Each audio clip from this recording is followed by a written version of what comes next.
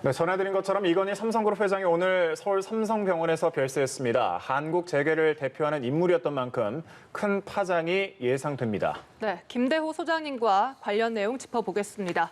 어서 오십시오. 네, 어서 오십시오. 네, 반갑습니다. 네.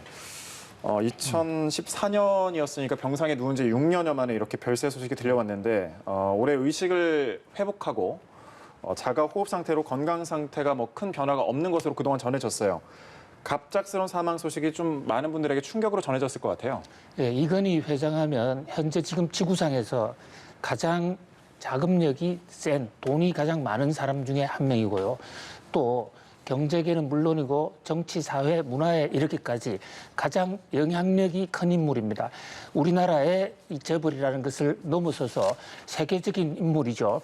그런 이제 이건희 회장이 사실 향년 78세예요. 보통 우리나라의 남자들의 평균 나이가 요즘 80이 넘어가고 있는 것을 본다면 평균치보다도 천수를 누리지 못했는데 네. 결국은 이러한 예상보다 빠른 이런 사망에 상당히 안타까움과 혼란이 좀 생기고 있고요. 그러나 이제 그동안에 워낙 병상에 오래 있었기 때문에 2014년이었지 않습니까? 6년 이상 이미 삼성그룹은 경영권 승계 작업을 충분히 할 시간이 있었고 실제로 많이 해왔다는 점에서 우리나라 재계 판도나 삼성그룹의 경영에 큰 영향을 줄 것으로는 보이지 않습니다. 네. 네, 6년간의 긴 와병 기간이 있었던 만큼 장례 절차 비교적 신속하게 이루어지고 있습니다. 고인과 유족의 뜻에 따라서 가족장으로 치러진다고요.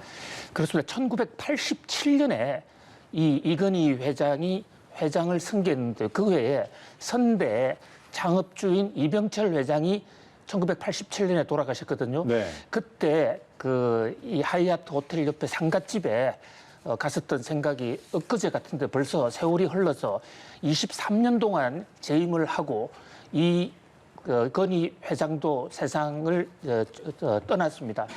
당시에 23년 전에 선대 아버지 이병철 회장의 상가는 그야말로 세계적인 관심사 중에 성대하게 치러졌었어요.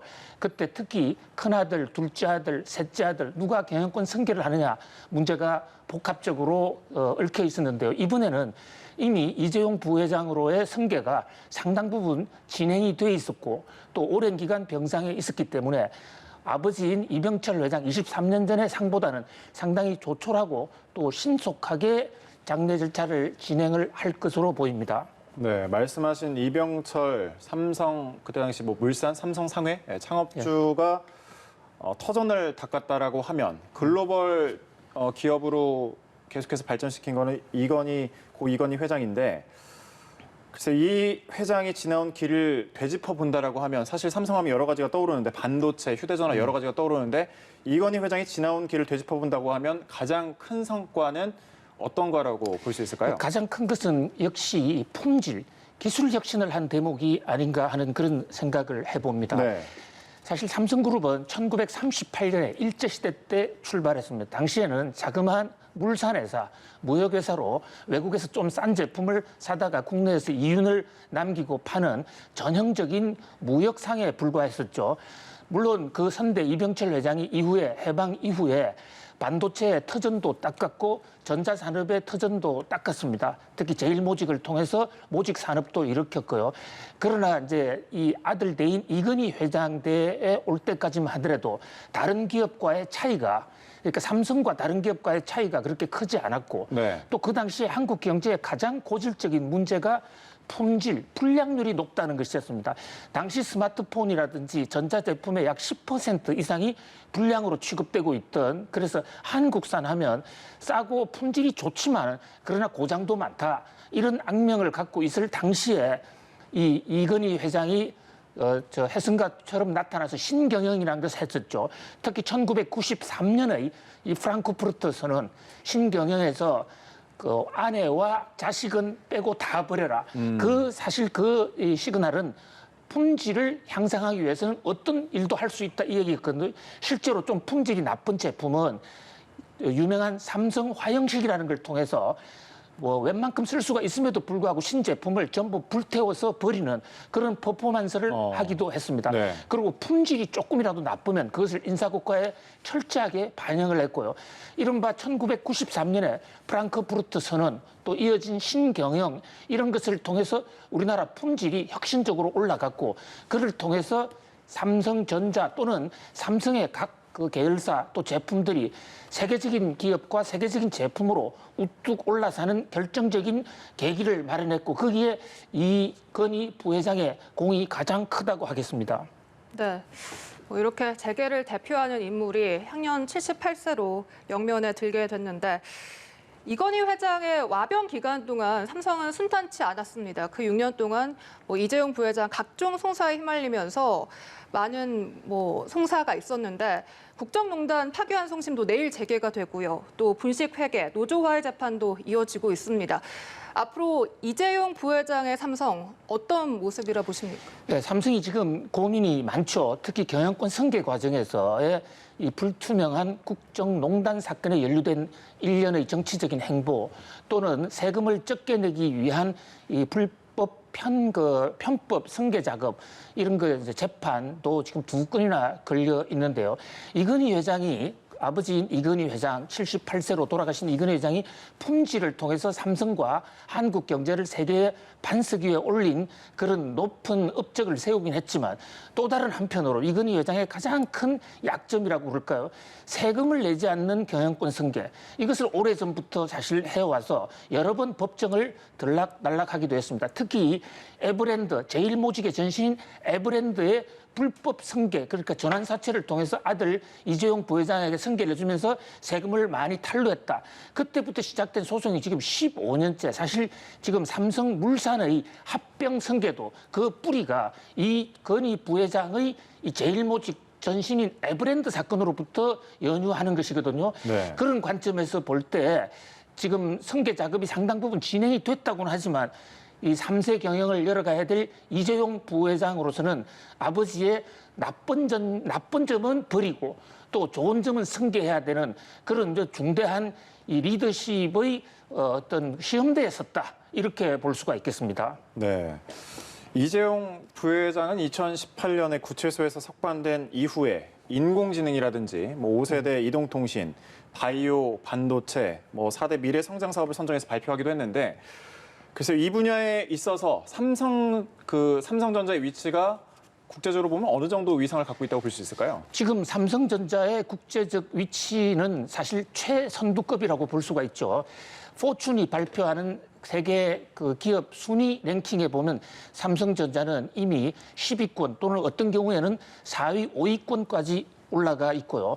국내에서는 삼성전자에서 이 만들어내는 부가가치가 전체 우리 GDP의 20%가 좀 넘어갑니다. 그래서 어떤 면에서는 너무 삼성 의존도가 높은 것이 한국 경제의 부담이다라는 얘기가 나올 정도로 삼성은 크게 발전을 했고 또 이재용 부회장이 아버지가 병상에 6년이나 누워 있는 기간 중에도 발빠르게 현상에 대처를 해서 지금 인공지능, 말씀하신 인공지능이라든지 스마트폰 또는 5G 관련 기자재 이런 부분에서는 좀 세계적인 경쟁력을 갖고 있죠.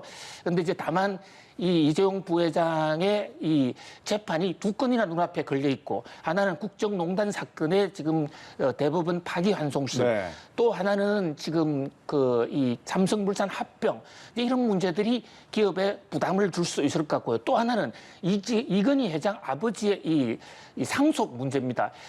지금까지도 아버지 이건희 회장이 너무나 지분이 많았고 아들 이재용 부회장은 지분이 별로 없었거든요. 그러면 현재 우리나라 상속세가 약 50에서 60% 되는데 특히 대주주 지분은 약 70% 정도가 돼요. 그것을 상속세를 과연 내고도 과연 이재용 부회장이 현재와 같은 경영권 지배력을 장악할 수 있을 것인가. 그 대목도 세계 재계가 지켜보는 아주 관전 포인트라고 할 수 있겠습니다. 네. 이런 각종 법적 문제로 뭐 어려움이 있습니다만 그럼에도 불구하고 이재용 부회장 각종 신산업을 창출하고 있습니다. 반도체 장기 투자 로드맵, 뭐 차세대 디스플레이 투자 계획도 내놨는데 어떤 사업들입니까?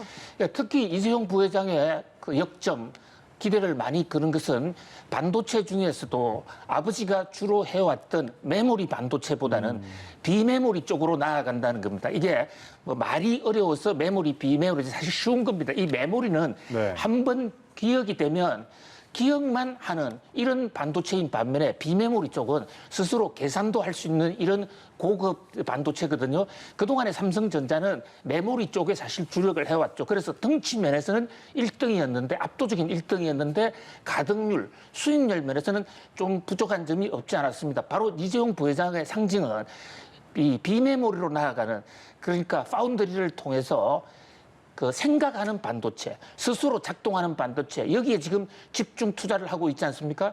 최근에 네덜란드를 다녀온 적이 있죠. 네. 바로 그 부분에서도 파운드리에 들어가는 기계 장비를 확보하기 위해서 들어갔는데 뭐 사업 성과는 상당히 좋은 거로 보여요. 어쨌든 현재 삼성전자가 처하고 있는 입장은 현재 세계 경제에 차지하는 비중이 상당히 높고 또 가는 방향도 상당히 지금 앞서가고 있는 그런 것으로 높은 평가를 받고 있습니다만 그러나 이 경제라는 것은 한순간도 방심할 수 없는 것이기 때문에 이 착실하고도 안정된 또 미래지향적인 리더십을 보여줘야 할 것으로 보입니다. 네. 그 준법감시위원회 시민단체들은 이미 그 삼성의 승계 또 노조 문제와 관련해서 구체적인 실천 방안을 주문하고 있고 또 이재용 부회장이 국격에 어울리는 새로운 삼성을 만들겠다고 이렇게 의지를 밝혔는데 앞으로의 삼성 남은 과제는 어떤 게 좀 있을까요? 가장 큰 문제는 역시 이 불법 승계 작업으로부터의 해방. 그러니까 그것이 단순하게 있었던 일이 없었던 일로 되는 것이 아니라 그 사건에 대한 시시 여부를 명명백백하게 밝히고 또 잘못된 것이 있으면 그에 대해서 책임을 지면서 다시는 그런 일이 일어나지 않도록 재발 방지, 미래지향적으로 나아가는 그런 어떤 이 여건을 만드는 게 가장 큰 일이지 않나 싶습니다. 현재 지금 준법경영위원회, 준법관리위원회가 그 기술을 하기 위해서 마련이 돼 있습니다만은 그러나 준법경영위원회의 법적인 권한이 하나도 없는 상태이기 때문에 과연 이게 제도화될 수 있느냐, 근본적으로 바뀔 수 있느냐에 대한 경제계의 비판적 시각도 있거든요. 네. 그래서 이번에 정말 이제 삼성은 3대 경영으로 넘어가고 환경이 변화하는 과정에서 어떤 한국 경제 또는 세계 경제의 리더로서 이재용 부회장이 확실한 도덕적 기반을 튼튼히 하고 또 미래에 가장 앞선, 가장 효율성이 높은 분야의 사업의 성부를 거는 그런 새로운 리더십을 세워야 할 것으로 보입니다. 네. 이건희 삼성그룹 회장의 별세 소식 관련 내용까지 김대호 소장과 짚어봤습니다. 고맙습니다. 네, 고맙습니다. 감사합니다.